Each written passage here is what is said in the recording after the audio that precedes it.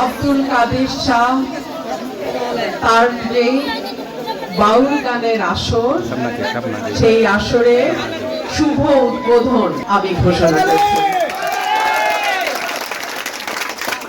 আমরা গত 18 মাস অন্তর্বর্তীকালীন সরকারের সময় দেখেছি কিভাবে একটার পর একটা মাজার ভাঙা হয়েছে, বাউল গানের আসরে বাধা দেয়া হয়েছে, বাউল গান যারা করেন তাদেরকে ধরে নিয়ে হেনস্থা করা হয়েছে, জেলে দেয়া হয়েছে।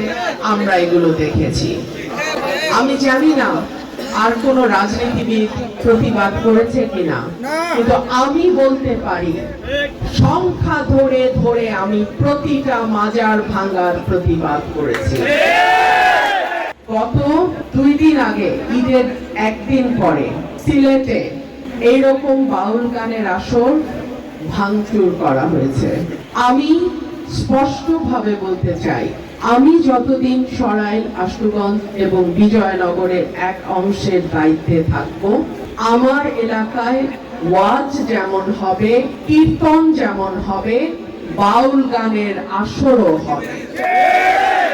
এবং সেই আসরে আমি কতটুকু উপস্থিত থাকতে পারবো কি পারবো না জানি না, তবে আমার সমর্থন, আমার সহযোগিতা সব সময় থাকবে।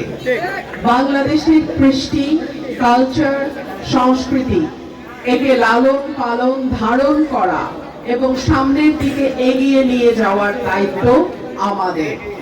আমাদের কৃষ্টি সংস্কৃতি নতুন প্রজন্মকে জানানোর দায়িত্ব আমাদের। যারা বাউল গানের সঙ্গে যুক্ত, যারা মাজারের সঙ্গে যুক্ত, তারা কিন্তু আমাদের সংস্কৃতির একটা অংশ। সুতরাং যার যার মত তার তার পথ, লাকুম দীনুকুম ওয়ালিয়া দীন। আমরা কেউ কারো মতের উপরে হস্তক্ষেপ করব না, করি না।